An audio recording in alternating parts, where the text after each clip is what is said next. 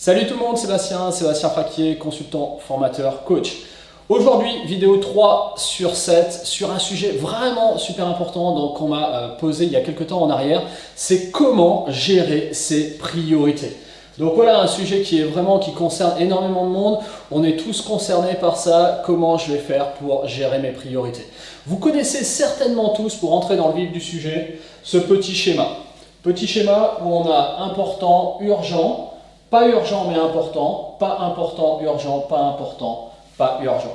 Du coup, vous avez certainement déjà vu ça, ou pour ceux qui ne le voient pas et qui le découvrent, c'est vraiment un excellent outil pour gérer ses priorités. Mais moi, je vais vous l'amener un peu sous une autre forme et je vais le décliner un peu d'une autre façon. Allons voir ça tout de suite. Donc, gérer ses priorités, je préfère regarder les choses dans ce sens-là. Aller vers le plus important et aller vers le plus urgent. Donc du coup, je vais me concentrer au départ sur qu'est-ce qui est le plus important et qu'est-ce qui est le plus urgent. Du coup, il va falloir ici tout en haut, parce que c'est très important et parce que c'est très urgent, que je fasse les choses. Donc on va être dans le faire.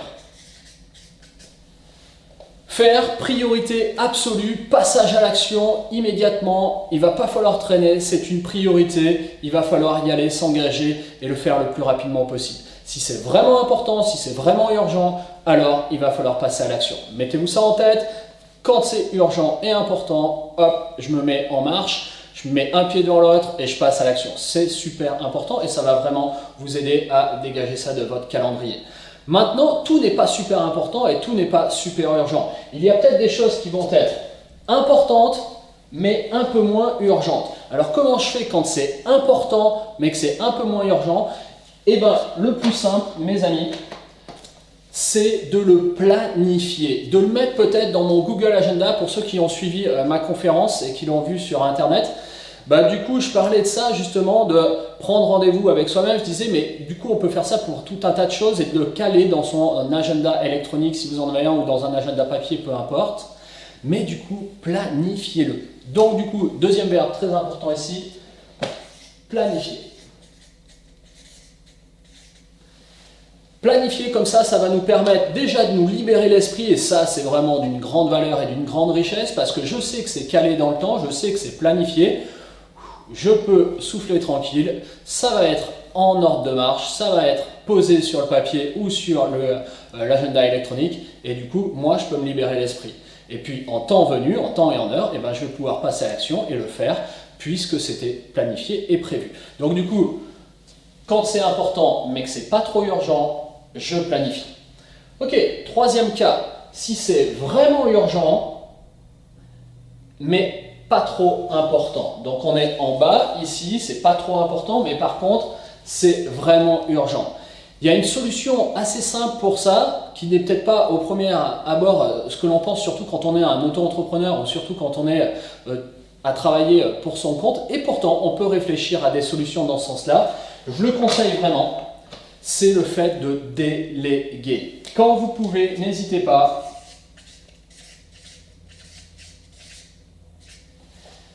Déléguer, c'est vraiment quelque chose que l'on doit apprendre quand on est, y compris quand on est tout seul, y compris quand on est à son compte, parce qu'on a des solutions d'externalisation sur Internet, vous en trouverez plein. Donc du coup, n'hésitez pas quand vous pouvez déléguer. Si c'est vraiment urgent, mais que ce ne soit pas vraiment important, alors n'hésitez pas à demander quelqu'un de le faire pour vous. Ça va vous faire gagner énormément de temps, ça va vous libérer l'esprit et du coup, vous allez pouvoir avancer sur, encore une fois, ce qui est important et ce qui est urgent. Quatrième chose, quatrième case en fait ici, c'est quand c'est pas trop important et quand c'est pas trop urgent. Alors là les amis, il y a vraiment une clé qui pour moi est assez simple, auquel on ne pense pas assez souvent. D'ailleurs moi-même je n'y pense pas assez souvent ou je ne le fais pas assez souvent et pourtant c'est d'une immense richesse. C'est tout simplement d'éliminer. Vous avez bien, effectivement, il faut éliminer, il faut dégager à un moment donné. Si c'est pas urgent, si c'est pas important, ok, je vire. Dans le pire des cas, j'essaye de déléguer si vraiment je vois que ça peut avoir un peu d'importance, mais du coup sinon, éliminer.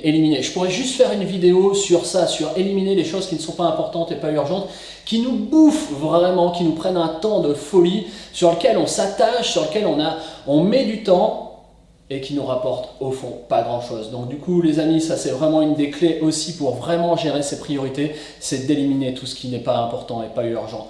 Mettez à la poubelle, ou alors vraiment sortez ça de votre calendrier, sortez ça de votre tête, passez à autre chose, concentrez-vous sur l'important, urgent, ou concentrez-vous sur trouver des solutions d'externalisation, ou concentrez-vous sur planifier ce que vous avez à planifier, et puis mettez le reste à la poubelle, quoi.